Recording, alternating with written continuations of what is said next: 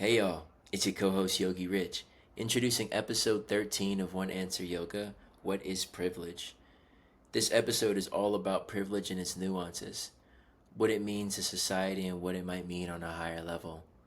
We wrestle with how oftentimes things that are seen as privileges to some come with disadvantages, and even if you do have that quote unquote privilege without a point of view of gratitude, what does it really mean? Well, I don't want to say too much more about the episode. So, without further ado, please enjoy episode 13 of One Answer Yoga. One love and peace. Hello, Morning. hello. Welcome What's back. up? Ooh, how you feeling today? Good. It's a beautiful morning. The weather just changed here in Virginia. So it is like in the 50s at night and 70s during the day right now. It'll Mm-hmm. probably go back up and get hot again, but right now it is gorgeous. Yeah, it's crazy how like connected we are to the weather. That was like the main theme of yesterday for us was like it's sort of a similar thing here in Denver, and it's like it's crazy how quickly things fall or like we were Yeah. the whole last episode was called Leo. As soon as we got out of Leo season, it's like, all right, it's gonna be 12 degrees now. It's gonna be like even it's just crazy how quickly things respond and how quickly we respond. Like I remember Yeah. last time I asked you how you were, you were like, I'm going through, I'm okay, I'm okay, like and then the weather shifts up, I'm assuming that everything and I'm assuming that everything has been cleared up, but just that weather shift can cause so much of a shift in the psyche. Yeah, it's And amazing. It really does. And then I think about like being one of those people who moves for the weather. Right? What do they call them, like snowbirds or something? Maybe some version of a snowbird where, like, I just go to the best place with the best weather for that season. I don't know. I Maybe. mean, do you do that or do you think you want to do that? I don't wanna do that. I don't do Yeah. it. Summer in Virginia is hot, hot, humid, humid, humid, humid, humid. It's not even the hot. Honestly, it's the humidity that is just Humidity. so crazy. So, yeah, it's a little, eh, we'll see. We'll see. Yeah, I was I sent you a couple like conversation potential titles, and I think one that's Yeah. coming to my mind is what is privilege?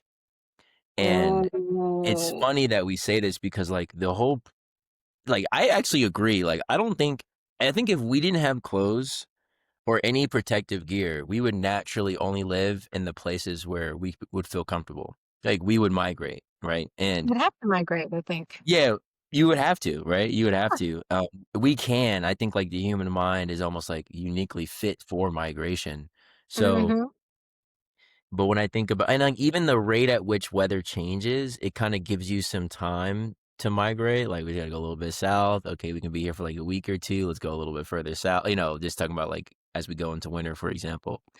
And yeah, like what is privilege? What is a privilege? Like when we think about having a house, for example, like I was even thinking about owning a house. Like you probably know this because you were in New York and was in the financial district. But it's like when you own a house, it's not really your asset; it's the bank's asset because until you pay them back entirely, right?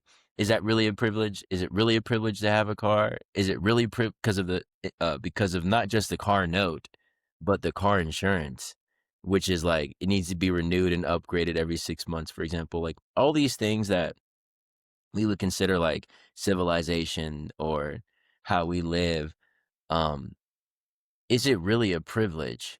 Um, yeah, I mean, we can start there. There's like a lot of different like little offshoots I can go into. But yeah, how do you feel about those? How do you feel about that? I guess I look at everything as a privilege. Everything I have, everything I do, every moment feels very privileged to me because there's always somebody who wishes they had what you have. And the truth is like anything that exists on top of just like waking up and being in the moment is all just like icing on the cake. All icing. Now, I don't look at it that way every single second of every day. Obviously, I have moments where I'm like, "Ugh, I wish this Yeah, could be different," right? Mm. Well, it's interesting because Dee and I were sitting, the weather was beautiful, so we went outside and we have like a little screened-in porch, which is an incredible privilege. And we were sitting on the screened-in porch, and this is kind of what we were talking about, like just being content in the moment. And like American society wants us to strive, strive, strive, strive, strive.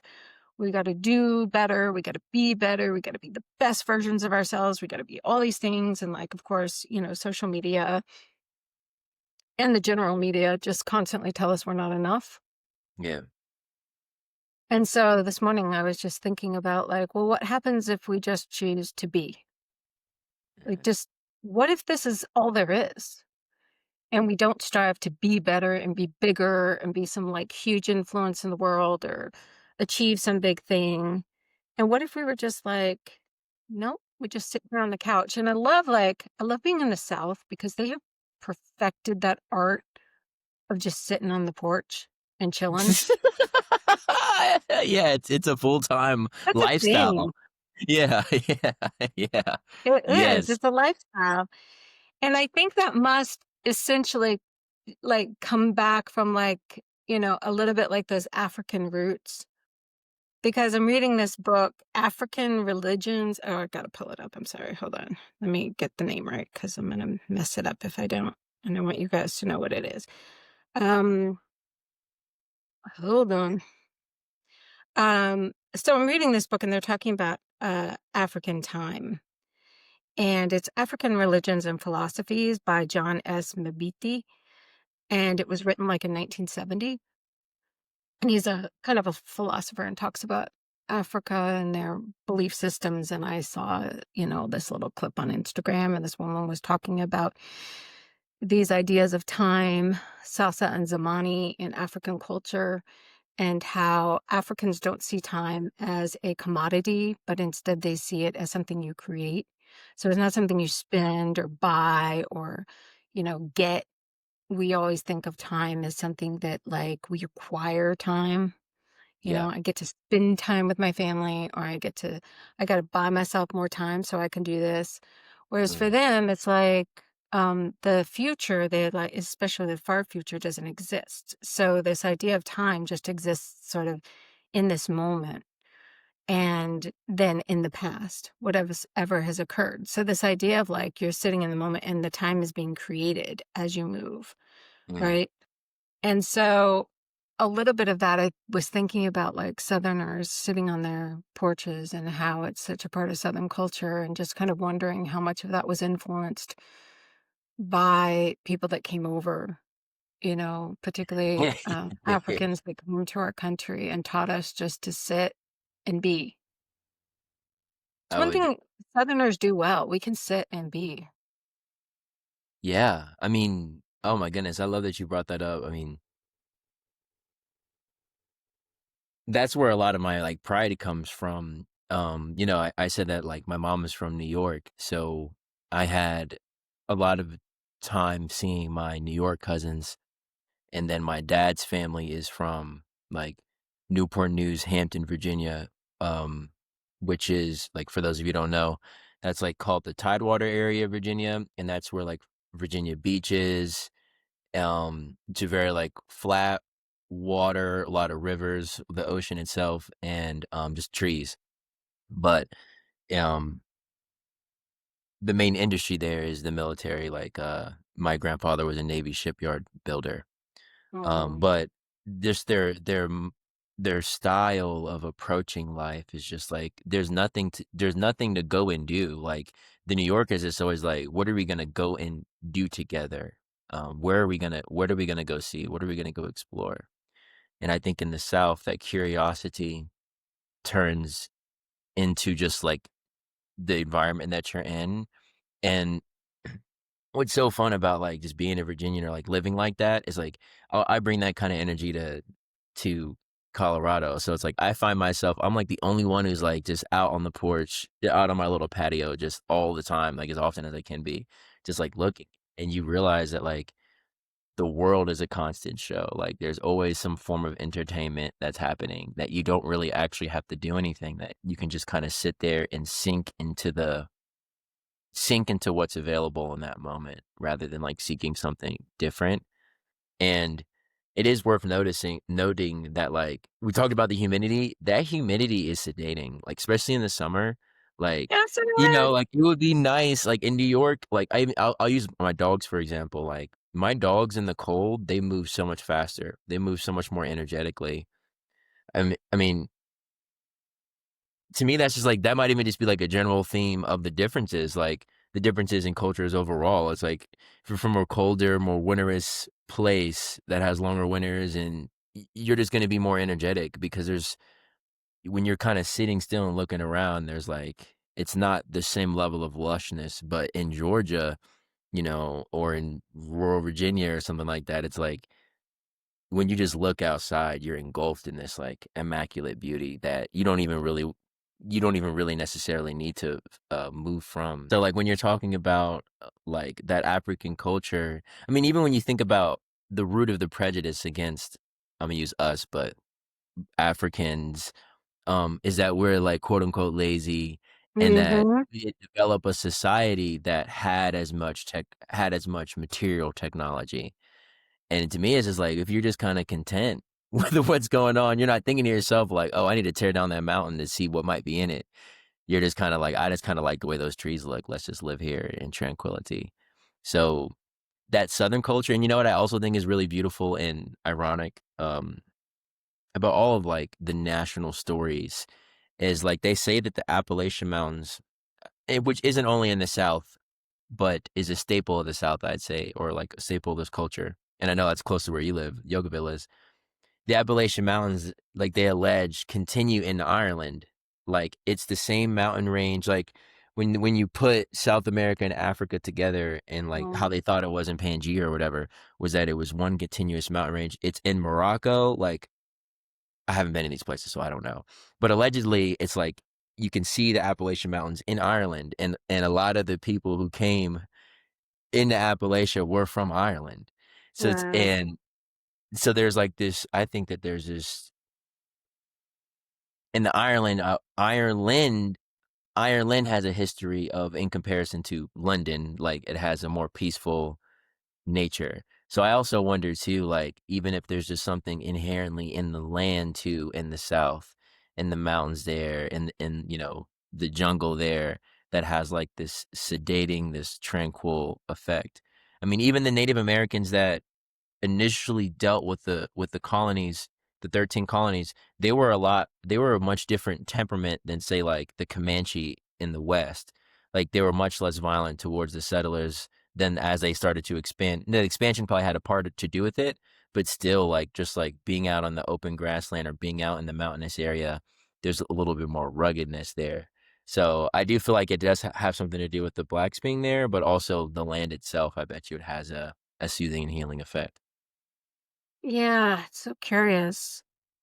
Like, there's obviously the humidity, like, slows everything down. You feel like you're walking through sludge. It's like, Yeah. it's like honey, and you're trying to move through honey during the day. Um, and it does slow down, like, this pace of life, which I really enjoy, I have to say. It's like better. It's a Yeah. better pace for me than city life.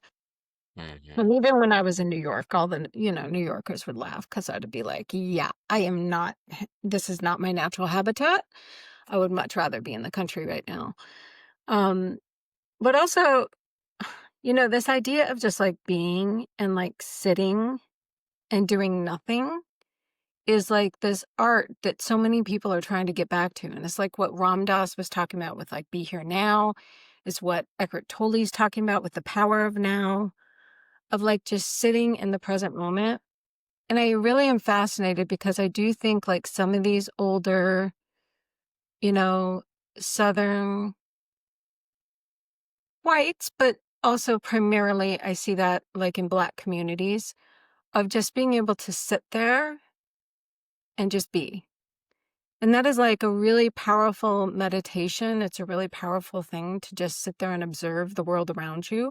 You're not doing anything. You're not like being busy with your hands necessarily. You're just sitting on your porch and observing the world around you. And that is just, it's a really powerful practice that I don't think enough of us do. Although The latest studies show that kind of if you're going to lead, like they're telling CEOs now, basically, that you have to have downtime, like time where you're doing nothing, where you're literally just like sitting and allowing Yeah. things to process and allowing and being in that moment of now. Because that's where you're going to get the creativity, the vision, the insight, the inspiration. All of that stuff is going to come from the just sitting and being. And so I'm really, really enjoying, like, we were sitting on the swing yesterday. We have like a little swing in the yard. I love a little porch type swing. So we have a yard swing, and I was just sitting on the swing being like, this is all I gotta do. Sit today. Like, wow, this is the moment.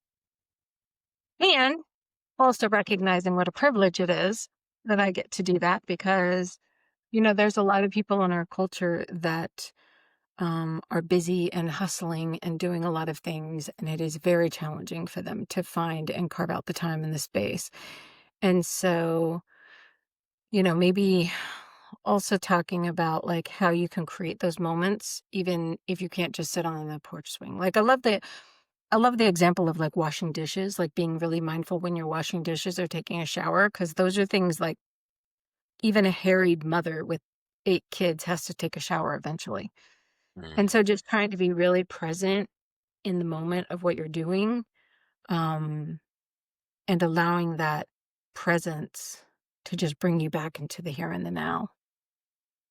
Yeah, when uh, I like that. Something that you said kind of made me think about this sense of like not having enough time and how often we don't have enough time because we have like wants, like I'm going to go, I need to be at the club at this time, or I need to be at happy hour at this time. I need to be at work at this time. Whatever. Like there's a lot of like these constraints that A lot of pressure of like time yeah. pressure.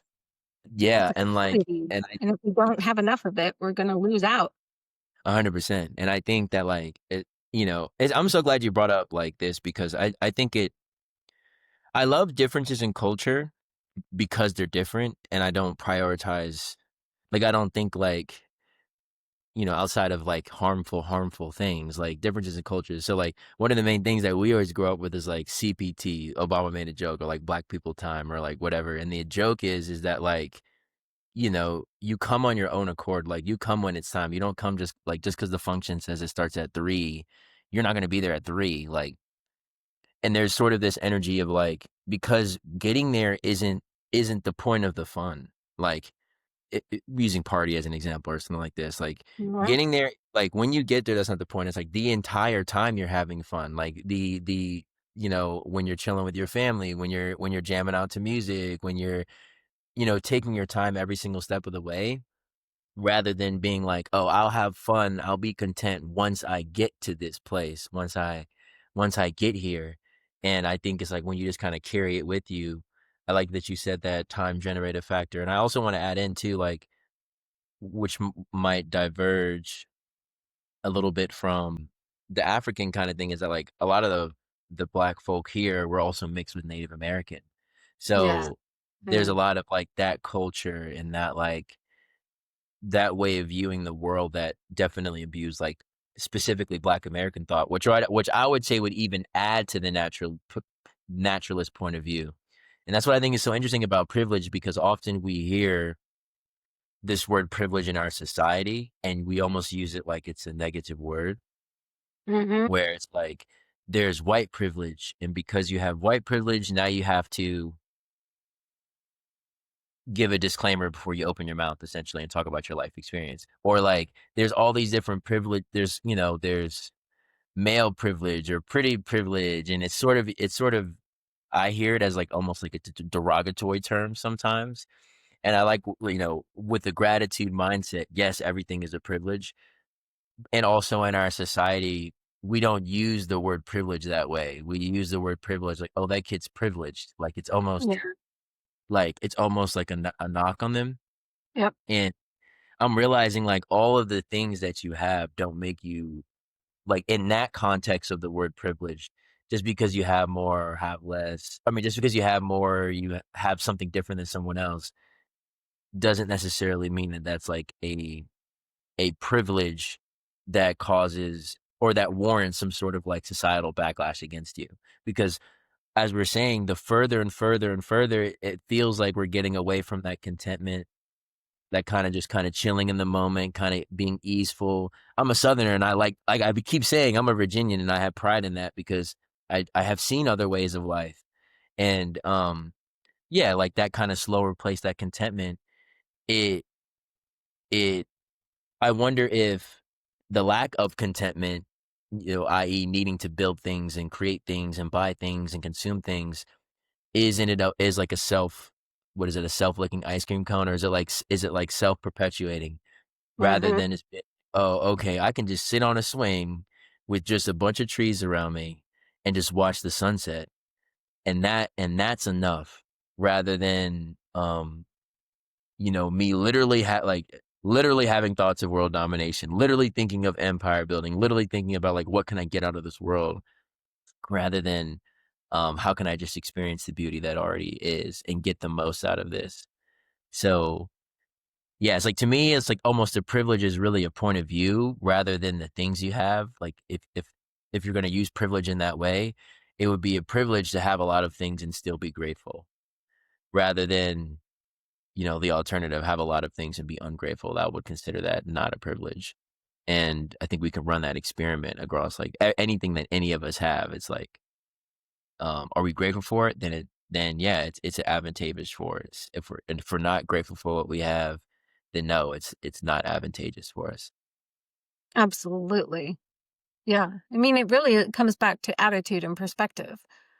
And that's like why I think it's so important. And yoga constantly comes back to this idea that you have to be able to control the rowdiness of your mind because it's in your perspective, it's in thoughts that are going to actually dictate how you feel about a situation. And so if you have the ability to be able to be like, no, that's not a thought I want to continue to perpetuate, and you can stop that process, then you can start to create like a sense of gratitude, a sense of, because then you choose what thoughts you want to have and you're not just stuck in the thoughts that are naturally coming up. And so I think that's why these practices, particularly meditation, which is so much of just sitting and being, why it's such an important practice and why having a daily practice of meditation, whether that means you're sitting on a mat in front of an altar or you are a southerner sitting on your front porch just observing the world around you. I think that's a powerful meditation too, but the whole idea is to bring you back into this sense and this peace and this feeling of being in the now. Um, and it's like when you're in the now, all of a sudden everything becomes really sweet and everything becomes really like alive and bright and everything tastes better, everything sounds better, everything you experience just feels like more rich rather than just rushing through everything. And this is coming from someone who really, really spent a lot of time rushing over the last 3.5 years. Like I was not, um, yeah, I think it was an interesting experiment for me and realizing like in a lot of ways I got to learn a lot about myself and how I operate in that pace. And in New York City again, I don't know Yeah, why I keep getting called back to the city. I guess it's just something that I get to work through in myself, maybe some karma I have, but yeah, I'm hoping really that that was the last time because it's not the pace at which I choose to operate. I really do appreciate a slower, mindful, southern southern pace.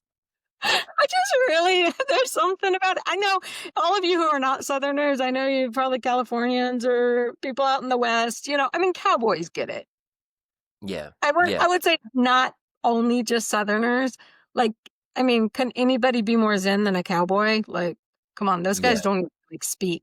Like, yeah, if you've ever met like a cowboy, like their words are so like my family is from the West, and so a lot of um my grandfathers siblings moved out west. So I have family who are like, real cowboys. And those guys don't speak a lot.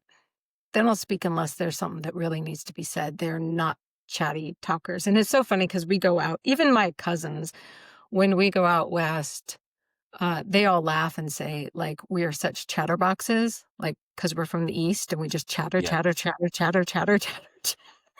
Always I'm got like, something to say. Yeah. I know my cousins are like, wow, y'all talk a lot. I mean, they think it's funny, but they're like, you guys talk a lot because we're just chattering away. And they're just like, every once in a while, they'll put something in there, but yeah, it's funny. So Mm, I think there is different environments in which you're raised that can cultivate these things more readily. Um, and so even though I'm from the South, I'm also from the East, right? So, and the East has a different energy than the West has. And I think, just like Africa will have a different energy than the US, and Europe will have a different energy. And you were saying Ireland has a different energy than England. So I think that's also like finding the energy that sort of suits you and resonates with you, because we do have the ability to travel now.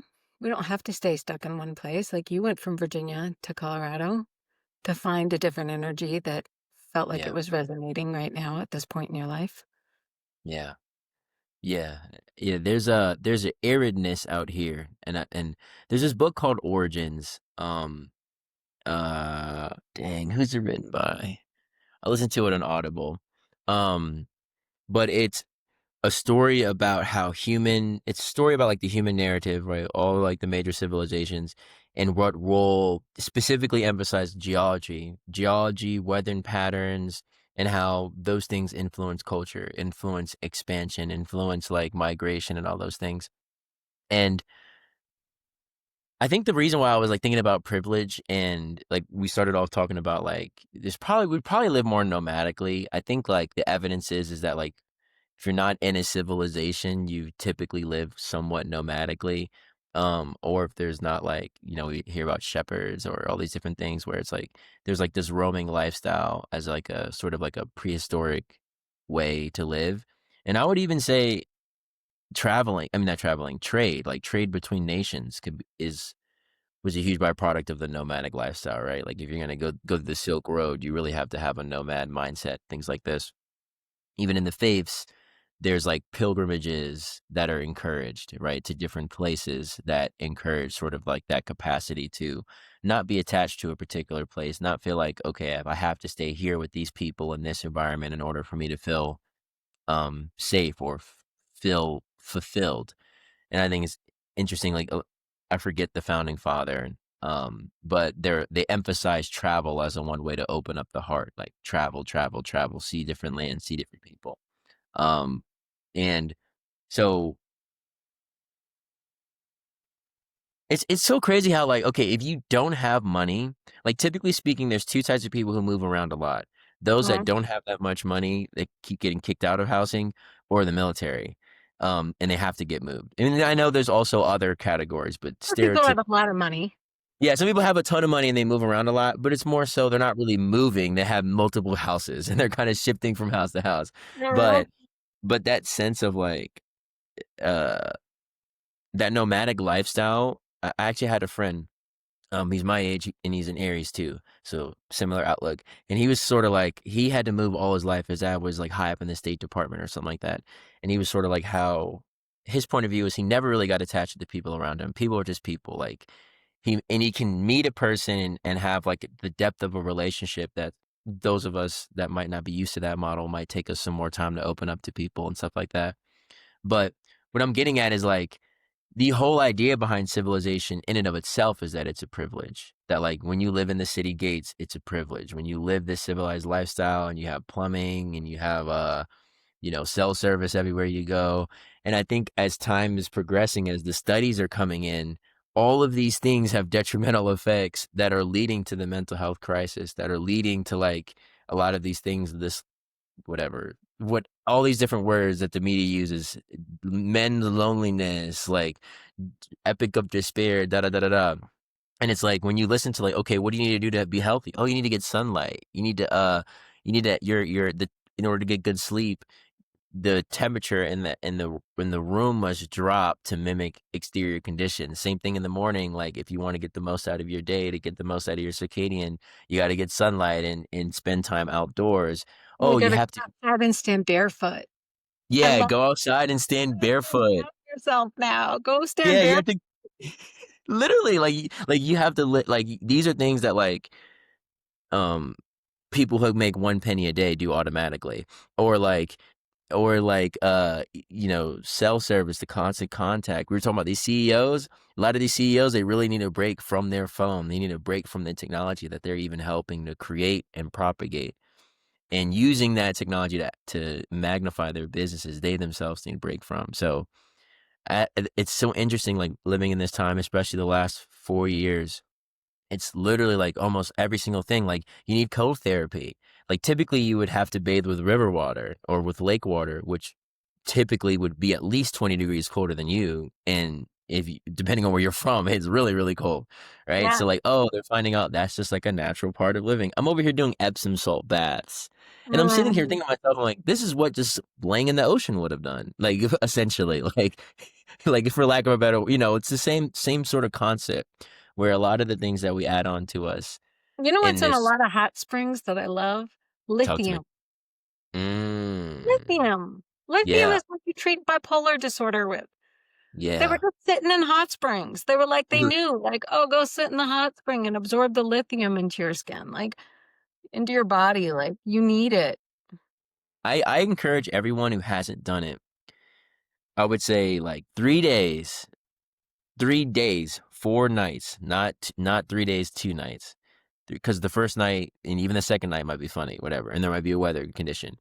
But just try to have a day where, depending on the weather, I mean, it's September and or it's essentially September weather, so most places you could probably do this comfortably. But if you can get outdoors and any number of nights, but up to three, at least three. I'm sorry, not any of number of nights, but three is ideal. I want to say it like that. But just try to spend a morning just completely organic. Like take your socks off, see what it feels like. If, I'm speaking of Virginians and this air climate where there's dew on the ground and stuff. Mhm. Try to feel the cool dew on the ground and think of like, you know, I'm assuming some of our listeners have heard of like cold plunges and this kind of stuff, but it's like it does that same effect. Like the dew is very cool on the feet, but your feet can handle a lot of coolness, so it wakes you up naturally, but it's not as aggressive as say a cold shower.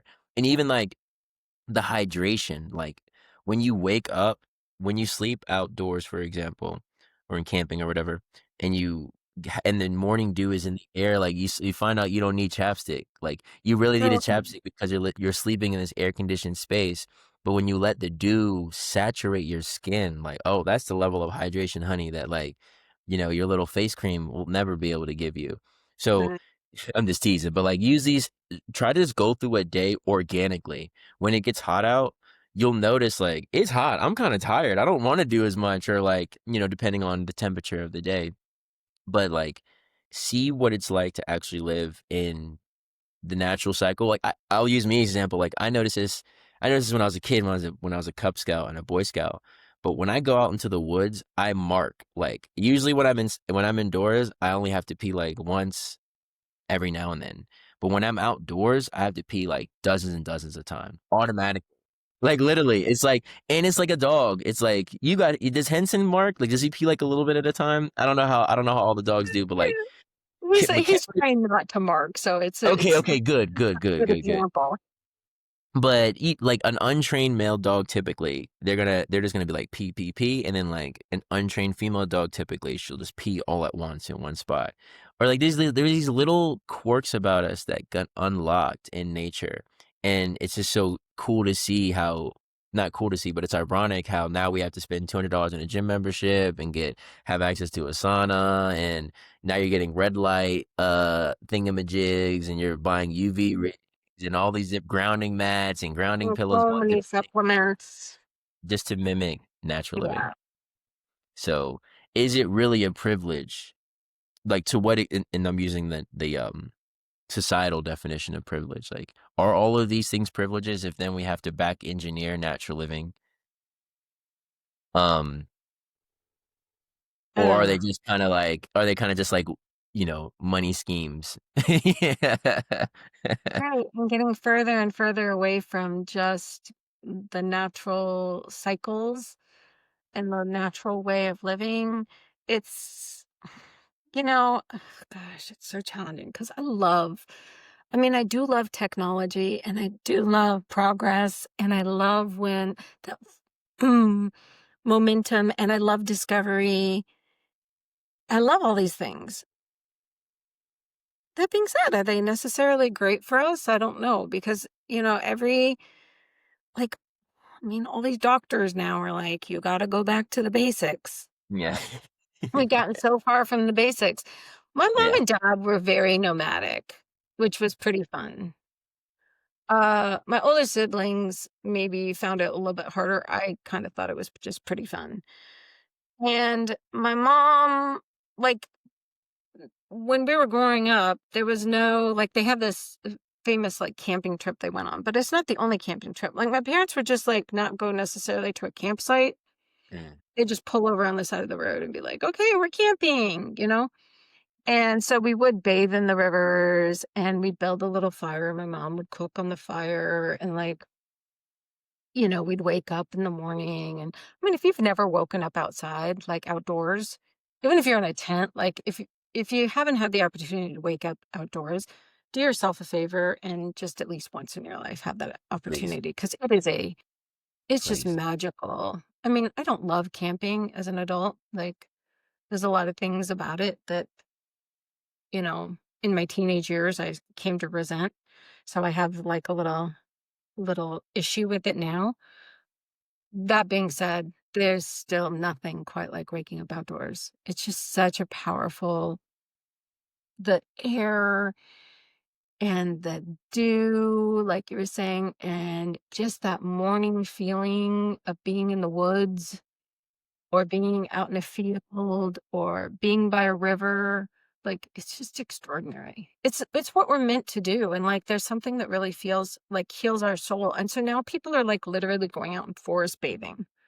They have to Yeah. go, like, lay in the forest because we've gotten so far away from what's natural to us and what we're meant to do and meant to experience, that we have to take these, kinda crazy measures now just to be kind of you see, we find some sort of normality in our life, which is funny to me that we've gotten so far away from everything. Yeah. Yeah. As Asaf and I, we've been like we live in this spot that was built in 1910. So this is the first time in my entire life I've ever had radiators, no central air, and more so for like money reasons when I was younger, money slash mechanical reasons when I was younger. Every now and then we wouldn't have AC or heat like in the respective seasons in Virginia. And I remember like one summer, the first summer I started cutting grass, we had our AC break, and it was like literally this was probably the hottest summer in the last 20 years in Virginia. It was like I remember there was like a 2 week stretch of like 100-degree weather at least every day, plus the humidity. And I remember thinking to myself, just like I can't believe people even live here. Like I was just sitting here thinking to myself, like, how do people even live in this place? Like, and this isn't Miami. This is Stafford, Virginia. This is still several thousand miles north of there. Mhm. And um, but still, I would say like that was really a really fruitful experience for me because then it's like when you're at your friend's house or when you're at the store and you have AC for a little bit, it's like that much more meaningful. And I think like just like from a yogic perspective, we would be remiss not to mention like all of this. India in a way is like it's a desert kind of, but there's the monsoon season which makes it like a lush jungle, and Africa, we were talking about the South here, all these places were like extremely natural.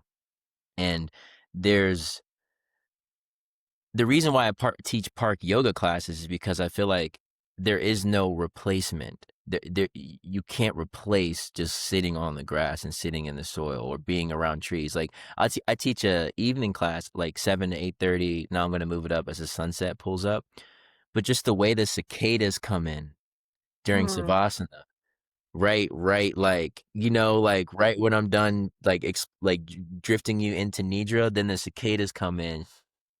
Oh, Oh, such a beautiful Um, feeling.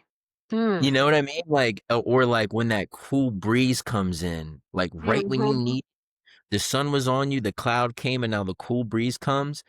There's certain things like that that like AC. Like, okay, so an extension. The reason why I'm emphasizing this more now is because like we don't have AC in this unit, and we made a decision where like we're just gonna see what it's like to not have AC for a summer and really get to see what this summer's like. And I have been more than pleased because when you well, we know this too. Well, Sadhguru said this. I have to give him a shout out. I haven't been able to fact check it, but they say like there's a different type of oxygen that flows in the transitions of the day, like especially the sunrise. You can even smell it. The air is thicker. Like I don't know. I think he said ozone. I don't know if that's true, but just a different density of air, a different like quality of air is around that time. And when you have all your windows closed because you're trying to keep the air in or the heat out, whatever you're trying to keep the heat out or the air in, whatever, you miss that. And I'm like, or because it's so hot, like it's so hot in Leo, it doesn't get cool in the house till midnight.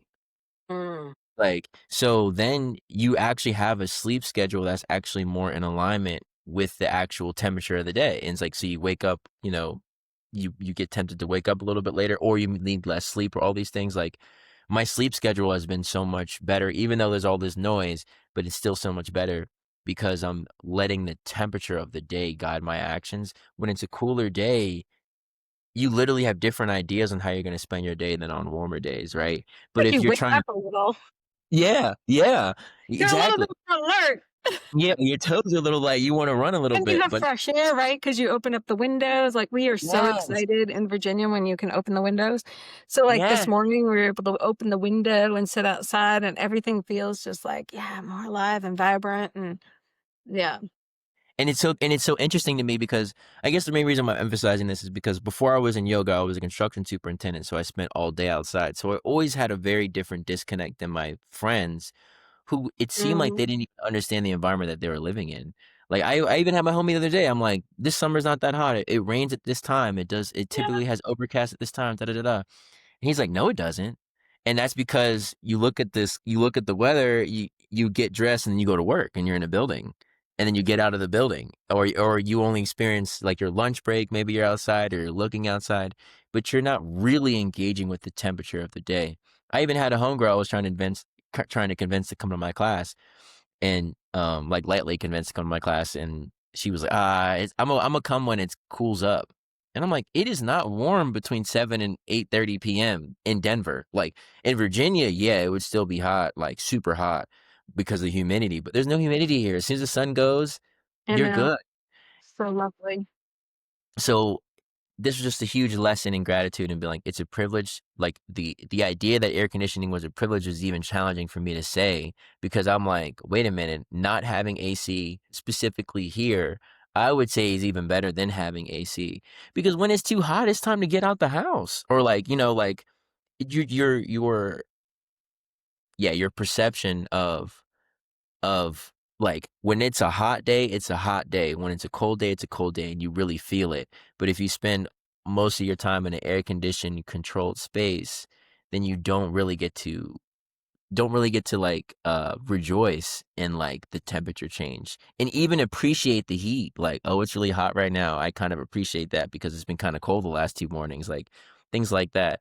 And I think we miss out on that in the name of creating privileges. Like it's so like think about what you just said. Like we're human beings, animals, and we're sitting here thinking like I advise you to sleep outside once in your life. Yeah. Think about that sentence. How crazy that's Think, right. and I know you mean it too, and you mean it, like, and I mean it too. Like, and that's why I said 3, because like some people might do one day. That's the day it rains. That's the day. That's the day. Whatever. What you Mhm. well, then now you're not able to enjoy it. And then you start to, and that's what happens to some people is they try the nature thing and they're like, this is terrible. Look at all these mosquitoes. And then they go inside and they think, oh, I'm safe from mosquitoes. I'm safe from warm temperature. Yeah. I must be safe. But the mind, I don't know. They're like with the mental health epidemic, obviously we can see this. Like the mind isn't meant, is our minds haven't adjusted that well to that as a society, to that situation. Um, it's, I'll say one other thing, and I'll move on. It's like, I was even thinking about like random twitches and fidgets, and I Yeah. was wondering like, why do I have random itches, twitches, and fidgets? And then you realize when you spend a lot of time outdoors, like especially in the summer, you're like, oh, because there's bugs. So there's bugs in the summer, bugs in the fall, and your body has a subconscious. You essentially establish this habit of like, removing things from you. But your mind doesn't stop in the winter. It continuously needs to fidget or it'll generate itches. And I think that's like kind of what we're saying on a societal level is like our mind has not caught up, isn't caught up to the fact that all these like physical stimuli are being systematically removed. So it's creating issues. It's creating things um, for us to like contest with. And that's why I'm like, is it really a privilege? And the way that we say it colloquially, normally. So I think, yeah, it's a curious idea about the way that our minds react because we do know our minds react and our minds get stuck on an idea or um, like a track. And so one of the things is like also to interrupt the cycle. And I think that nature has a beautiful way of interrupting the cycle because when you're out in nature, things happen. A bug lands on you, a twig, yeah, a tree falls randomly. I mean, there's a lot of things. A deer comes up. Like lots of things are interrupting the just constant in your awareness. And so I think also nature is built for that in a way that other things in society maybe are not. And so I just think like I mean you'd be hard pressed to find somebody who doesn't say it's a good idea to get outside. We should all get outside more. That's the real privilege, right? The privilege yeah, to be able to get outside. hmm It's interesting because we obviously live in a rather impoverished area. And I think about also how knowledge is privilege. Um we my husband was not taught the same things that I was taught growing up. And we talk a lot about like the privilege of me being able to just know these things from a young age. Like to have gone to a yoga school feels like a great privilege because the knowledge was there for me really young. He has certainly embraced the knowledge and run with it, but there's also people who are not necessarily have as curious a mind. And so even if they're exposed to the knowledge as adults, they're not going to gravitate towards it. And for me that's sad because there's so much health and wellness in natural. Like my husband really didn't know that. Like nobody told him that food is medicine. No one. same here. Yeah, no, yeah, not at all. Same here. Hmm. And so this fact that like for me to introduce to him this idea that food can heal you and what you eat and what you put in your body makes a difference to your health was just so revolutionary to him. And then the way that he started feeling, of course, then he wanted to run around and tell everybody in his family, like, hey, you should eat like this. And they were totally unresponsive. Like Yeah, they were like, why are you trying to make us all vegetarian? This is ridiculous or vegan. Um, and so it's interesting to think about also like the privilege of maybe being open-minded, the privilege of knowledge, the privilege of the way that you were raised and maybe like something in the way that he was raised there was somebody who made him more curious than his sisters because his sisters are not as curious or traditionally have not been as curious. And so that, causes him a lot of frustration because he's like, I'm telling you, just eat like yeah, this, and you'll feel better.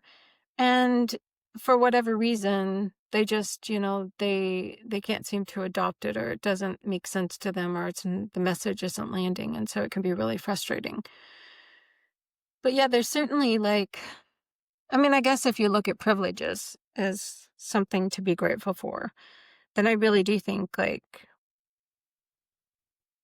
you know, I think all of us could look around us and be like, we're all very privileged because truthfully, I love that, my mom has this graphic that she shares of like, what percentage of the people, like if you broke down the, whole world into 100 people, Mm, um, and that was representative of it, like what percentages would have certain things. yeah, And yeah, like just having running water and a roof over your head and enough, food to eat that's keeping you alive makes you more privileged than just this huge chunk of the world. And the yeah, fact that you lived past a certain age, I mean, there's so many things, like, it's a crazy graphic because 'cause you're just like, "What? I'm so privileged, like, I have so many blessings in my life," and then thinking, like, how irritated I get at the minutia. Just the constant irritation all day of, like, "This yeah, didn't go my way, this didn't go my way, this didn't go my way, I want this didn't happen." This is frustrating. Ugh, this prevented me from doing what I wanted. And how our minds can just like go on these tracks instead of just focusing on just the incredible abundance and gratitude of everything around us and how lucky we are. It's really, strange that our minds are built that way. I don't know why we're yeah. I don't know I why we just gravitate towards that negativity. Yeah, it seems counterproductive, doesn't it? Yeah, But it does. yeah, We need to be positive and grateful. Why is that not our default? Because when you feel positive and grateful, like everything around you just feels so good. And you just feel so right. And you feel so in tune with everything around you and the whole universe. And everything feels connected. And you're just in this complete state of bliss. Why is that just not where we get to be all the time? Like, but it seems like there's a lot of undoing that gets to happen in order to get back to that state. yeah, yeah. I think, you know, Aries as an Aries, the lesson in Aries is like love of challenge. And I think that there's this like amusing perfection, like capital P perfection, like in challenge, in growth. Like growth itself is positive. Like, yeah, in comparison to yeah, slipping from ground gained, if you want to use it that way, as an obstacle, right? So that's why, like you said it first, and we really emphasize this is like the consistent meditation practice is really the only like is whatever we consider to be meditative. Sitting meditation, strongly advised. Meditating on God, strongly advised. But if that's not in your thing, if you journal, if you sing, if you color, if you do something that's You're a porch uplifting. sitter, If you're what? a porch sitter. You Yeah, sit if you're on. a porch sitter. Exactly. Your port city, you're gonna be like, all right, just make it an intentional practice. Have an intention behind it. I like to even you can even say I have a dedication behind it. That you can dedicate it directly to God if that's in your practice, or you could say I'm dedicating this to my family, dedicating this to my dog, my future family, my ancestors, my country, whatever pulls you up, you can dedicate all your practices. They don't I find that the meditation practice, any practice I do in my personal life, I found when I feel like I'm doing it on behalf of others, I have a little extra strength. Like, let's say, like, if I'm fighting for myself, but if I'm fighting for my wife and my homies and my dog, like, oh, it's war now. Like, like I can handle some things, but like, you're gonna get more out of me, right? And I think that's the secret sauce behind the dedication is be like, if you're just if you're I like this example, like, you probably have never put more attention to how you look than before a date, right? Like, like, Yeah, because of course. you're dedicating this essence to being beautiful to this other person. Um, so I like that energy with meditation, any physical practice, literally anything that I feel like is self-sharpening to add a Mm. spiritual tilt, you can dedicate it. And, before you consume everything, so same thought process, I think there's all the like, I'm not gonna be cheesy and corny. I think all of us have probably if you're listening to this, you probably have heard of some sort of gratification. Name 3 things you're grateful for or whatever. So we're not gonna do that. But I think the wisdom behind from a Christian background, talking about the South, a lot of Christians pray before each meal.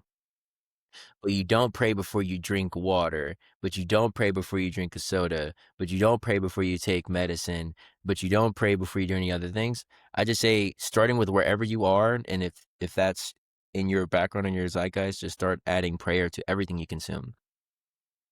And if you don't think you can pray over consuming it, that's a sign that maybe you shouldn't consume it. Like, this is heroin. Should I really be praying? You know? But I would say if you do heroin, I would definitely pray even harder. Yeah, like, let's be like, Lord, please let this be beneficial. So I love that. I love that idea of like just being grateful for everything you consume. Intentionally taking 1 second is be like, I'm grateful for this water. Take a sip. I'm grateful for this J. Take a hit. I'm grateful for this coffee. Take a sip. Yeah, yeah, love that. Um, so that at the very least, you're built literally out of gratitude because all the things you're consuming are.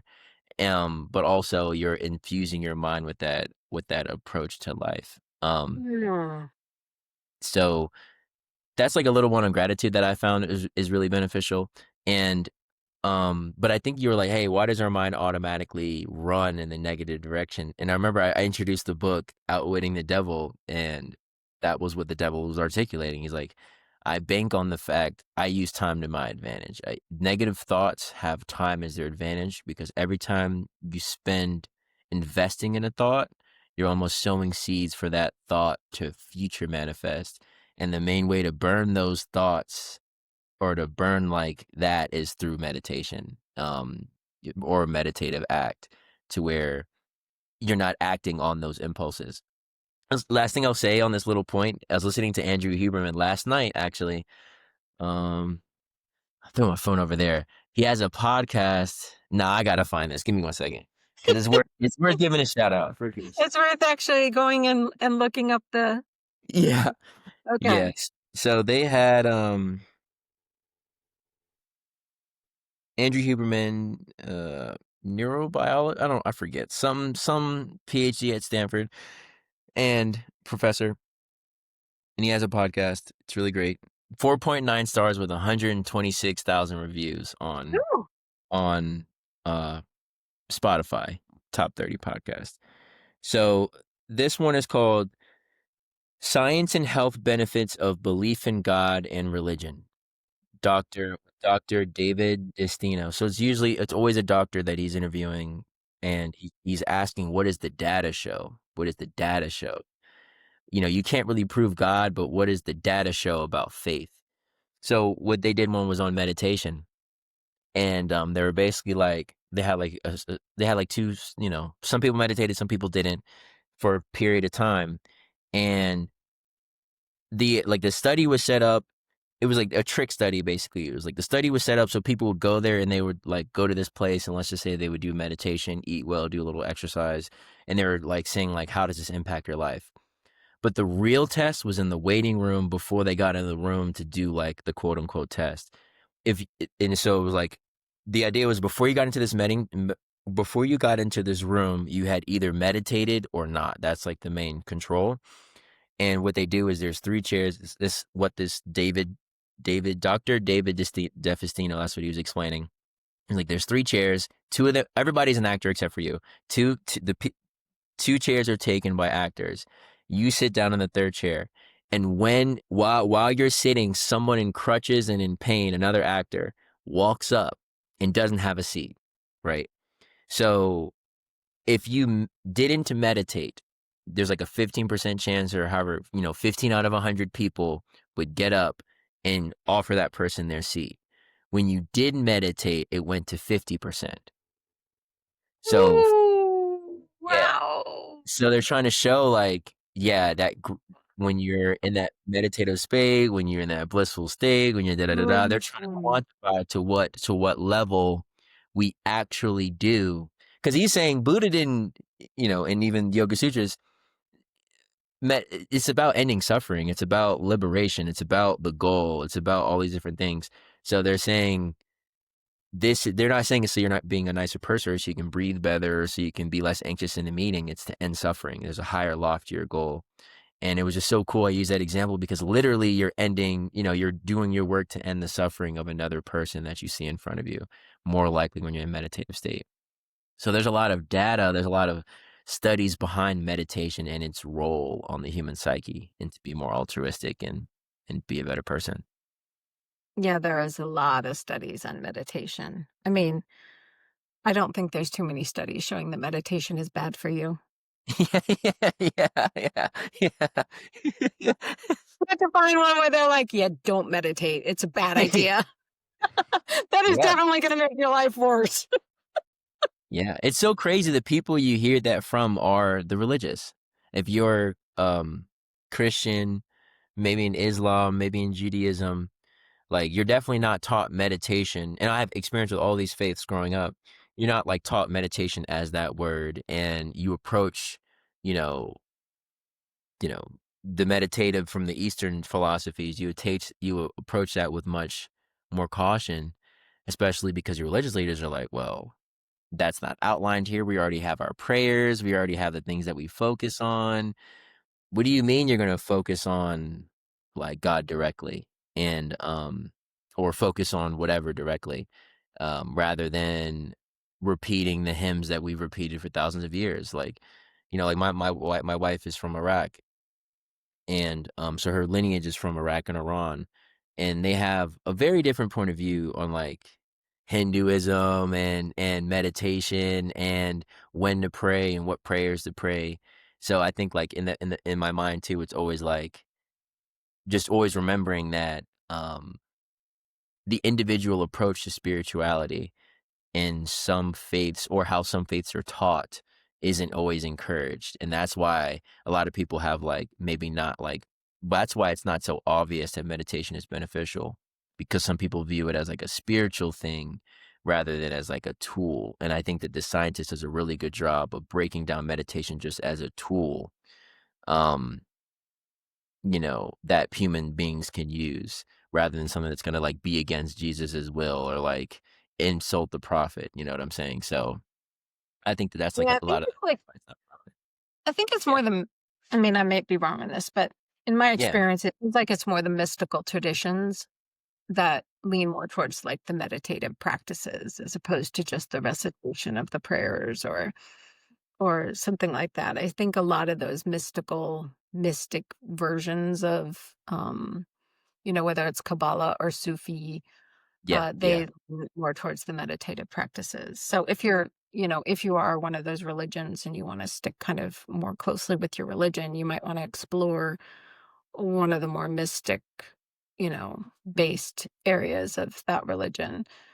yeah, Um, and you'll find some sort of version of meditation within those practices because meditation just really it's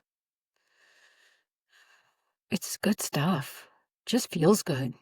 yeah. It really is. You just have to taste it and see. Yeah, yeah. I mean, I guess like the last thing I wanted to say on privilege and this whole thing is that like it's always so everything is so backwards. It seems like it's like damned if you do, damned if you don't.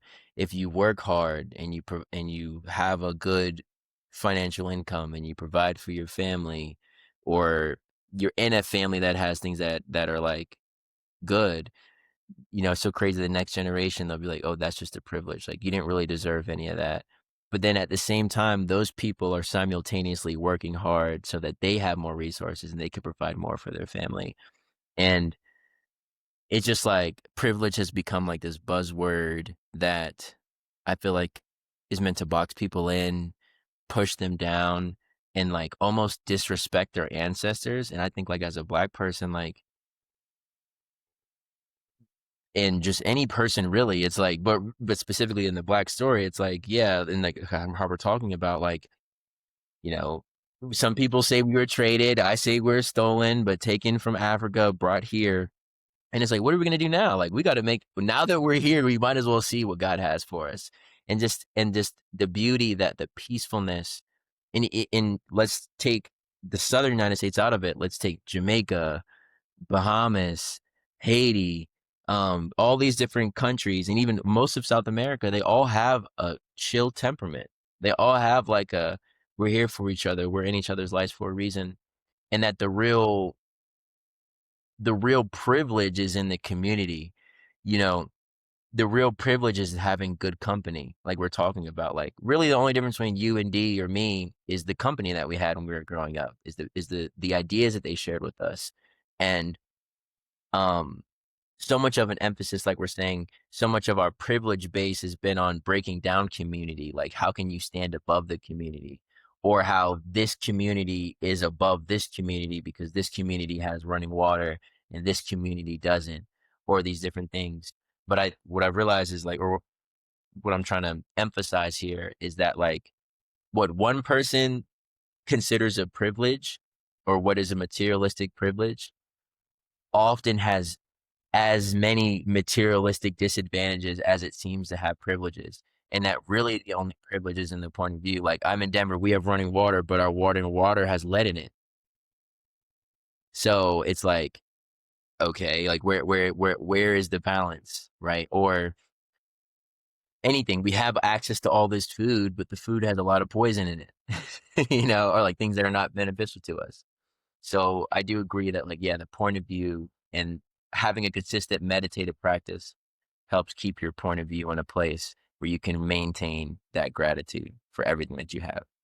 Yeah, I think you touched on a couple things there of like, we often think of privilege as having a lot of things and possessing a lot. And that's never going to give you happiness. Like, you cannot possess enough things to make you happy. So the happiness is like, you got to flip it around. It's like you have to be happy and then things come or they don't come, but it doesn't matter because you've already got that contentment. And, if you look back, one of the things that was so magnificent about the Africans that were stolen and displaced into the United States was their ability to have a certain resilience and to realize that there was still connection. Um, they were still on the land. And Yeah. the whites really couldn't understand, like, why are you singing? It was like the Grinch, right? Like, Mm. why the hell are you singing? Yeah. Like, just stop singing.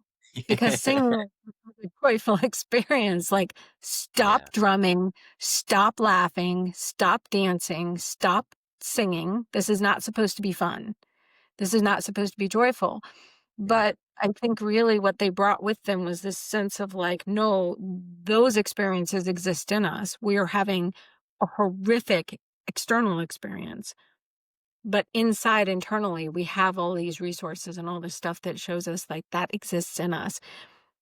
And I honestly think like, that is part of the just absolute beauty that we have gained as Americans from that Mm. experience, that horrific experience is like that still exists so much in other cultures of like, um, because it doesn't exist as much in white culture, right? White culture is very outward. It's very much like, let's gain things, and those things are going to make me happy. And if I Yeah. have this thing, then I'll be happy. If I have this thing. And unfortunately, that mindset is spreading around the world, but I'm grateful that like we're backtracking a little bit. Mm. And maybe that's the one thing about like, the United States not having as much influence and kind of losing its status in the world right now that maybe is going to be a good thing because there's so much idolizing of American culture, that American culture is so much about gaining things and thinking that like your privilege sits in the amount of stuff you own, as Yeah. opposed to just being like, no, the great privilege is being able to wake up in the morning, Mm. breathe fresh air, eat healthy food, Yeah. and just this joyful thing, have relationships. Like, I was sitting on the couch this morning with Dee, and Henson was there, and I was like, telling her, I was like, what more do we need? We're sitting here. I Yeah. have you, I have Henson. We could be anywhere, but we're sitting in this beautiful thing, and the weather's gorgeous. And what more do we need than this? What are we striving for when we have everything we need right here in this moment? Yeah. That's my Yeah. question for myself these days. That's really like the big thing I'm grappling with because I have been on such a trajectory of like achieve, achieve, achieve, achieve, grow, grow, you know? So much of my path over the last like 7 years has been like uh do a lot of things, grow big things, create big movements, Yeah. um, have a Yeah. massive impact, all of these things. And now I'm like, okay, so yeah, that was fun. What? Oh my goodness. I love that you're saying this. Oh my goodness. You know what you made me think of? So people are so worried about AI, right? And worried about AI because they're like, well, eventually, maybe not tomorrow, but eventually it's going to replace a whole bunch of jobs. And then what are people going to do? Like, what are people gonna do when they don't have a job? They're not their meaning comes from their employer, like, for lack of a better word.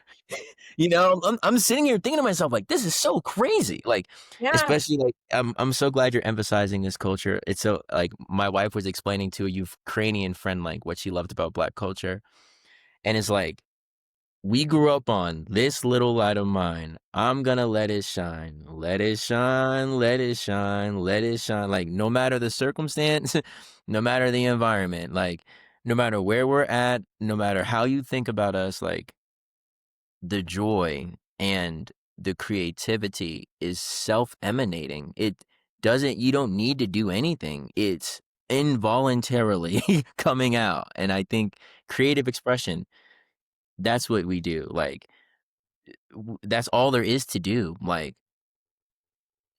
like, as a construction guy, I always thought like music is the opposite. Like, building a song is like the opposite. It's really short, it's ethereal, but it is tangible. It is very influential. And I'm sitting there thinking to myself, like, I could just practice singing all day if I ain't got nothing to do today. Like, I could just practice a couple notes, just sing along to a couple songs, do a couple remixes, boom. The next day I could do a sketch for 4 hours. I'm sitting here, I'm thinking to myself, like, there's so much meaning, there's so much that we can create, that we can enjoy and create, that doesn't need to be big, doesn't need to be flashy. I like to, and maybe this is like just me speaking to you, like, as a friend, is like, I like the idea of having a body of work so that when I'm gone, all the things that I have, like, can be given to someone. So it's like, that's another reason why I like to journal. It's just like, whether it's a tool for mental clarity, but it also is a tool, like, 100 years from now, if this thing is still legible, like, you'll get to see where I'm at, and that brings me some level of joy that I know AI or whatever else can't replicate. So, eh, or just sleeping outside, like, you know what I mean? Like, you can just spend time outside. Like, something's gonna happen to you. It's gonna take up your time, I promise. And I think that that's what's so dope is, like, what you're pointing out is very important. American culture says if you're not doing something, you're gonna die, right? If you what's the culture? As soon as you retire, like, your dad probably believes this, or that guys in his gauge group were like, as soon as you start working, you die. Like that's literally what my dad told me. Like, you got a couple years left, you have to stay yeah, productive. So I think that yeah. That's what mindset. we're told. Don't retire. You'll die. Don't retire. Don't stop working for me. You're gonna die. Don't, and it's so I think white folk, and this was what I'm getting at, is like, all the stereotypes about Black folk are in that vein. Like, we're too loud, we're too rambunctious, we're too this, we're too that. And I and my mom and all of us, like, we will gladly take that because we're not gonna let our humanity, this bustling joy, can't be restricted. Like, nice try. Like, I mean, you can set up this whole civilization and look at, like I was saying, like, in my lifetime, and this is what I'm saying for you too, is like, when you just create and you're just being cool, people come from you and drink from you. And I think that's why the slavery story to me is so powerful to me, because it's like, we are the people that you had that were so valuable and so powerful that you couldn't create any of this without us and without our Mm-mm. mindset either, right? Like, and think about today, think about our culture, think about, I was gonna say, we're going through the same thing right now with immigration. yeah, We cannot exist without immigrants.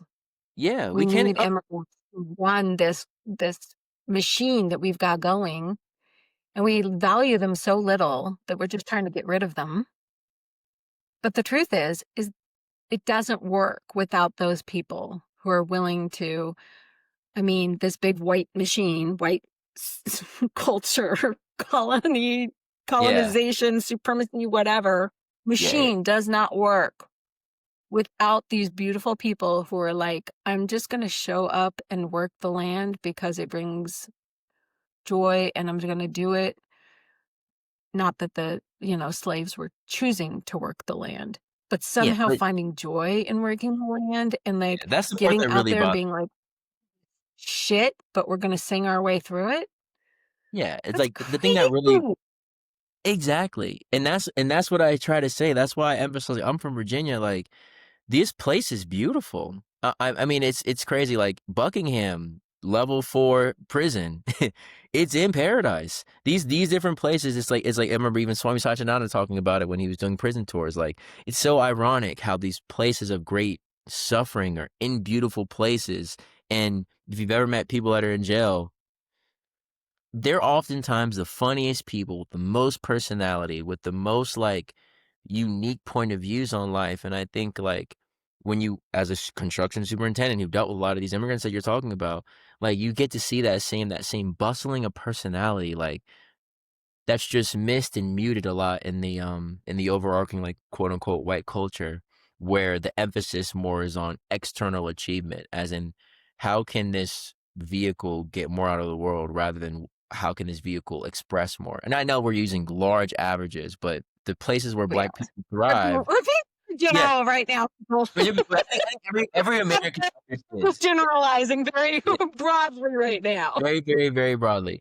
But like, if you were to look at the industries that Black Americans have thrived in during my lifetime, it's been ways in which we express ourselves, right?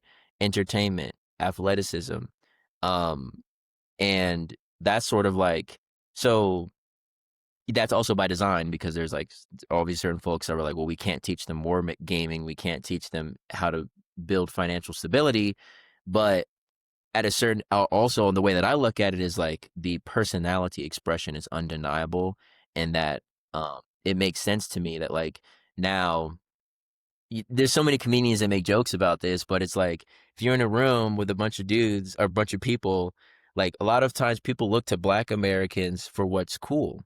Like, is this cool or is this not cool? Is this in or is this not in? Or like if you're in that type of, if you have Black friends or in that type of world, if you're only white people, then it's a little bit different.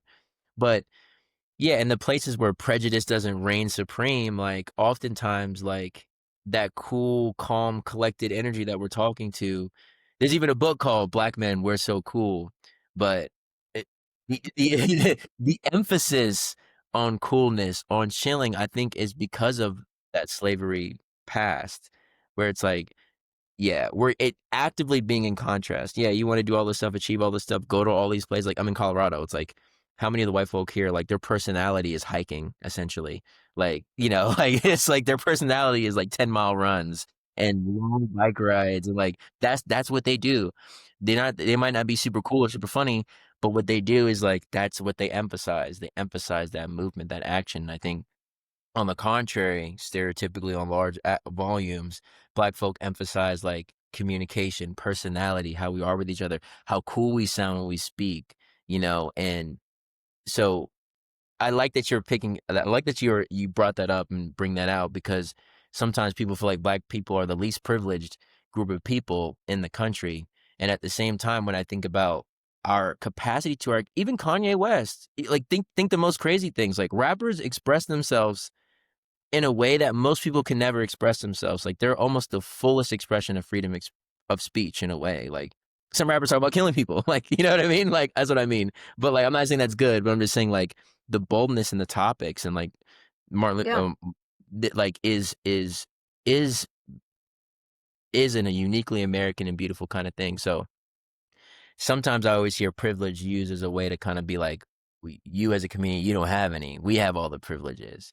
And then, but when I look at myself and I look at my life and I look at my people, like Africa's, one of the largest continents, like, and also like Black Americans here are very wealthy. And also we do, um we don't have to look at ourselves like lack of privilege like we're talking about. We can view our story, the black story, the American story, the white American story, all of these stories we can view from that grateful point of view and find we find little seeds in there that we can build like a more productive self-image and have it be uplifting to us. Because like we said, ultimately the thoughts don't really matter, but what matters is, do those thoughts uplift you? And if your thoughts of privilege bring you down and bring others down and bring you to judge others and hate others, then that's not the good use of privilege. A more productive use of privilege would be, what I have, I'm grateful for, and I'm grateful that they get to experience that too.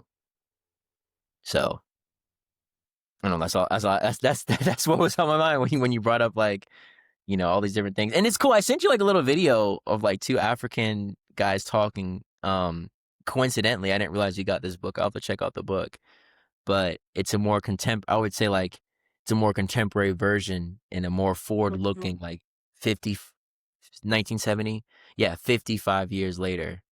So I would check out that video too if you have a chance. And I'm curious. Yeah, I'm curious how those books and those in that video kind of like correlate with each other.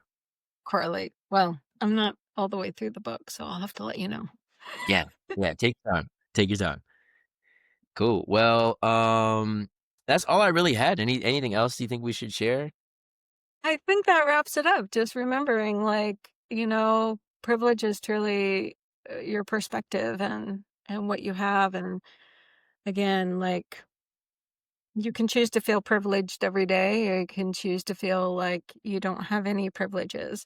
But it really, a lot of that depends on how you look at it. And really, sometimes it's the most simple things in life that are the most valuable. And if you have community, if you have friendship, and again, if you've got some simple things like nature, those are the things that really are probably going to bring you the most value and joy in your life anyway. And so maybe those are the things we get to cultivate more of. Yeah, absolutely. All right, Radha. Well, thank All you. right. It was Thank fun. you so much, and we'll talk to you all next time. Peace, y'all. Right.